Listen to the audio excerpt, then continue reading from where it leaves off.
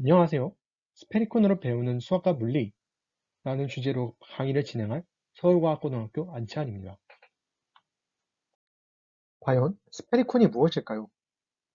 이런 개념이 여러분들에겐 아직 생소한 용어라고 생각이 됩니다. 스페리콘은 구, 정육면체와 같은 입체도형의 일종으로 이런 모양으로 생겼어요. 아마 여러분들은 이런 모양의 입체도형을 처음 접해볼 것이라고 생각이 됩니다. 외국에서는 수학 교구로서 이런 스페리콘이 많이 제작이 되고 활용이 되고 있지만 우리나라에서는 아직 상용화가 되지 않은 조금 생소한 그런 입체도형의 일종입니다. 오늘 진행할 실험은 이런 스페리콘을 직접 만들어보고 이 안에 숨어있는 물리적인 특징 그리고 수학적인 특징들을 직접 탐구해보는 실험입니다. 우선 스페리콘을 만드는 가장 기본적인 방법에 대해서 설명을 드리도록 할게요. 우선 첫 번째로 똑같이 생긴 두 개의 원뿔을 준비합니다. 그리고 두 개의 원뿔의 밑면을 서로 붙여주어서 첫 번째 사진처럼 만들어줘야 합니다. 이때 주의해야 할 점은 옆에서 본 모양이 정사각형이도록 해야 합니다. 그러기 위해서는 처음 준비했던 그 두 개의 원뿔이 각각 옆에서 보았을 때 직각 이등변 삼각형이 되어야겠죠. 이렇게 준비한 두 개의 원뿔이 붙어있는 새로운 입체 도형을 수직 방향으로 반 딱 잘라줍니다. 그러면 두 번째 가운데 그림처럼 두 개의 조각이 나타날 텐데 이 중에 하나의 조각을 90도 회전시켜서 그 상태로 붙여주면 세 번째 그림과 같은 입체 도형이 완성이 될 거예요. 이렇게 만들어진 입체 도형을 스페리콘이라고 부릅니다. 이때 90도 돌려서 정확한 모양, 똑같은 모양으로 딱 붙어줘야 되기 때문에 처음에 만들었던 입체 도형이 왜 옆에서 보았을 때 정사각형이어야 되는지 생각해 볼 수 있겠죠? 그러면 이제 스페리콘을 만드는 방법도 알았겠다. 한번 만들어 볼까요? 하지만 앞에서 말씀드렸던 기본적인 방법으로는 여러분들이 집에서 스페리콘을 만들기가 쉽지가 않을 겁니다. 그래서 대신에 조금 더 간편하게 스페리콘을 만들 수 있는 그런 전개도를 준비해 놨어요. 여러분들께 제공된 학습지 맨 뒤쪽에 부록에 보면 이런 전개도가 있는데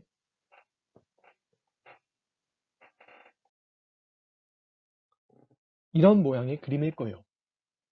전개도가 무엇이냐 하면 어떤 입체 도형이 있을 때 그 입체 도형을 선을 따라 잘라서 펼쳐낸 다음 하나의 평면에 나타낸 그림이라고 말씀드릴 수 있어요. 그러면 반대로 이런 전개도를 다시 접고 조립해서 원래의 입체 도형의 모습을 만들어낼 수도 있다는 거겠죠. 그래서 우리는 부록에 있는 스페리콘의 전개도를 잘라내고 조립해서 스페리콘의 모습을 다시 만들어 볼 거예요. 이런 방법으로 스페리콘을 만들면 처음에 알려드렸던 그런 스페리콘의 제작 방법보다 조금 더 간편하게 스페리콘을 조립할 수가 있겠죠.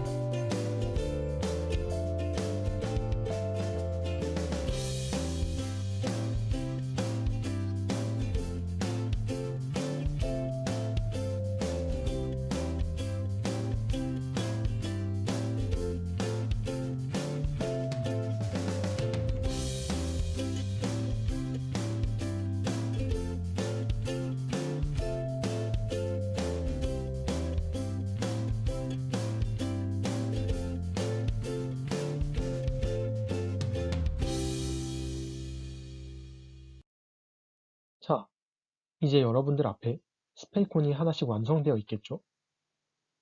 그러면 이 스페리콘을 직접 탐구해서 이 안에 숨어있는 수학적인 특징, 물리적인 특징을 함께 알아보도록 합시다. 우리가 만든 스페리콘을 일단 한번 굴려볼까요? 이 스페리콘이 구와 같이 곡면으로 이루어진 입체도형이기 때문에 굴리면 잘 굴러갈 것을 알 수 있습니다. 이걸 이제 천천히도 굴려보고 빠르게도 굴려보면서 이 특징을 한번 탐구해 봅시다. 먼저 천천히 굴리면 이 스페리콘이 앞으로 나아가지 않고 한쪽 방향으로만 원을 그리며 도는 모습을 볼 수 있을 거예요. 반대로 빠르게 굴리면 직선 방향으로 나아가는 것을 알 수 있는데 이때 왼쪽으로 한번, 오른쪽으로 한번 좌우로 왔다 갔다 하면서 마치 꿈틀꿈틀 나아가는 듯한 모습을 연상시킬 수 있습니다. 이때 한 가지 더 중요한 사실이 하나 더 있는데 스페리콘은 굴러갈 때 모든 면을 한 번씩은 다 바닥과 접하면서 굴러가는 모습을 볼 수 있을 거예요. 많은 수학자들이 이렇게 모든 면을 한 번씩 바닥과 접하면서 앞으로 굴러가는 그런 입체 도형을 찾기 위해서 많은 고민을 했었는데 그 결과가 이런 스페리콘이라는 도형으로 나타나게 됩니다. 이러한 점이 스페리콘의 가장 큰 특징이라고 말씀드릴 수 있겠네요. 그리고 이 스페리콘이 굴러갈 때 물 흐르듯 자연스럽게 굴러가는 모습을 볼 수 있을 거예요. 축구공이나 여러 가지 공, 즉 구 모양의 물체를 굴리면 이처럼 떼굴떼굴 잘 굴러가는 모습을 볼 수 있죠. 이렇게 잘 굴러가는 모습은 물리에서 이야기하는 무게중심을 통해서 설명을 드릴 수 있을 것 같네요. 무게중심은 쉽게 이야기하면 물체의 정가운데를 의미합니다.